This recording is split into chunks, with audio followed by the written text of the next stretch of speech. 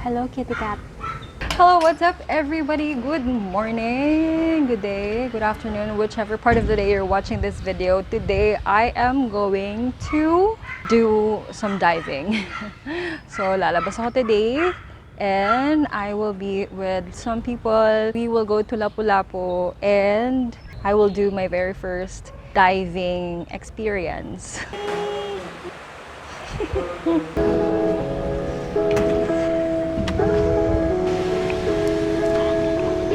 So mga kaibigan, yes, this is going to be my first time to do diving and I don't know what to expect. Wala akong expectation for today kung ano mangyayari later. I have never ever done this activity before. Wala akong ini-expect or whatsoever. I even have not gotten the chance to do a little research about what to expect. Wala. Siguro kakatawa na ako later. Kasi I know that it's diving and it's definitely, I will have to have basic knowledge on how to do it. But then, since a decision that was made yesterday and wala talaga akong ginawang pagre-research or anuman, so yun na natin mamaya what will happen. I know that there are some things that I need to be concerned with, like the pressure, my breathing. I am aware that I need to have, or there is a certain requirement that I need to in order for me or before I do this activity.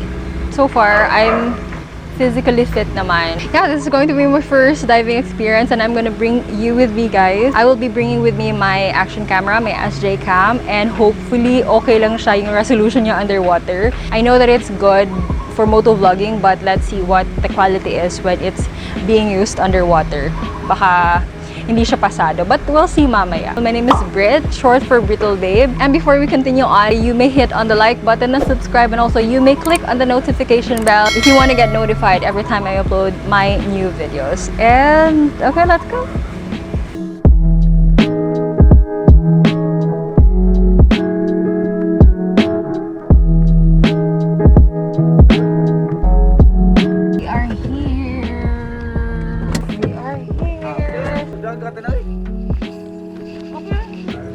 Dito na po tayo. On our way to the boat. Pwede naman tinail, kuya? Meron may mga bato? Ah, di na lang. Taler. Oh, yeah.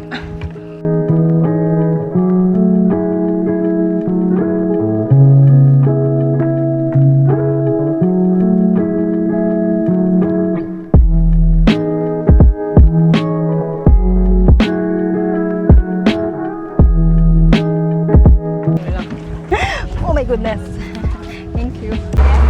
On our way to the...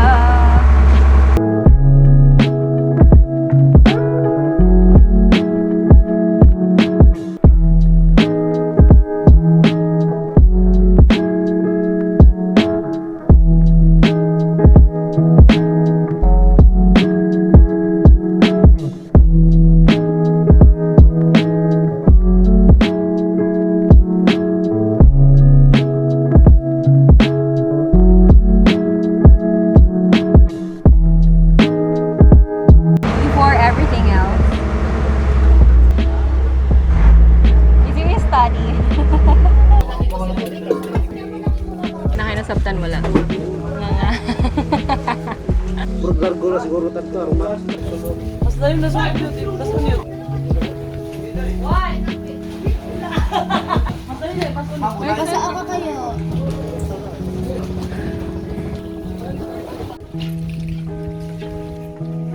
Ako yan. Mas.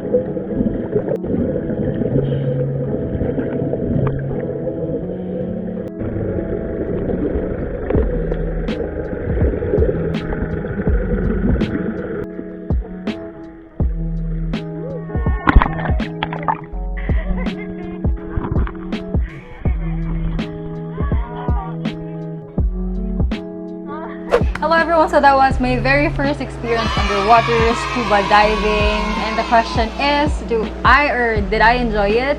Yes, definitely. Will I want to do it again? Maybe yes, but doing it professionally, I might have to think about it for a very long time, because the very first reason is, number one, it's a new world out there. It's a very different world out there. Nung nandun na kami, to be honest, what I expected, like I was saying in the beginning of the video, I don't have any expectation. I'm not aware of the sea life underneath, so I'm not sure if there are corals that are worthy to see or if it's already damaged. We were told na before you are able to really get underwater, or before you are allowed to go underwater, you need to go through basic training. So we had our basic training with a trainer, and sabi nila the feedback was very good. Kuya, kumusta ang dive? Okay na, gyapon. Kumusta ang dive? Okay na. Lisensya na ikuan. They were very surprised that we were able to make it. The training only lasted for like, I don't know, maybe half an hour or less than that. We were asked if we could swim. It's like a basic skill that I have already. I can swim, but it's very new to me because of course we have to carry the air tank, we have to swim underwater with it,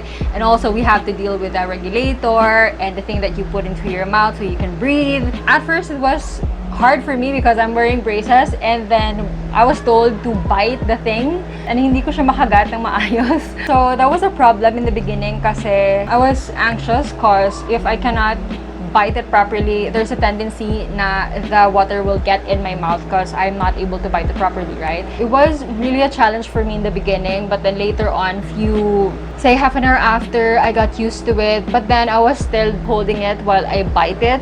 Also, another challenge was yung mask. The probability of getting water inside your mask is very high. So when that happens, what you do is you just look up, push the mask, blow through your nose. You do that. My problem was the mask was not tied properly, or it was not placed properly. So that was a challenge, and the whole first diving, what I was doing was, imagine I was biting and then it was hard for me to bite because of my braces, and then at the same time I had a problem with my mask kasi ang daming tubig na pumapasok, and there's a problem with my hair tie and all that, so I was doing like this and this all the time while trying to swim.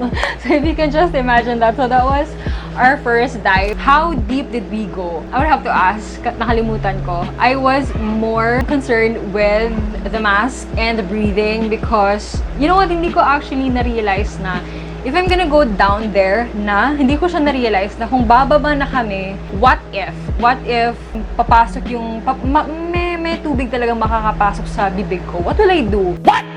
I cannot go up if the water gets into your mouth accidentally and you are not able to prepare yourself for it. So, hindi mo ma-prepare yung sarili mo. Wala kang pondo na hangin sa baga mo. So, what will happen is, you will probably drown. So, that is something I did not think of when I did it.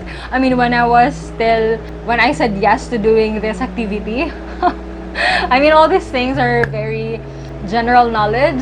I'm the type of a person who is going to, ako yung tipong tao na maniniwala na that is really going to happen if I'm actually doing it. We actually did 2 dives. Yung first dive pa namin, that's when right after our basic training, we went straight to diving. We did not expect na we were gonna go straight to the diving, so I was not able to bring my camera with me. The video that you saw was actually our second time, yung nasa ilalim na talaga kami, and I was able to record all that. That was the second diving. If I would have to comment about the surroundings underwater, it was not great. I mean, I was not able to see a lot of things down there.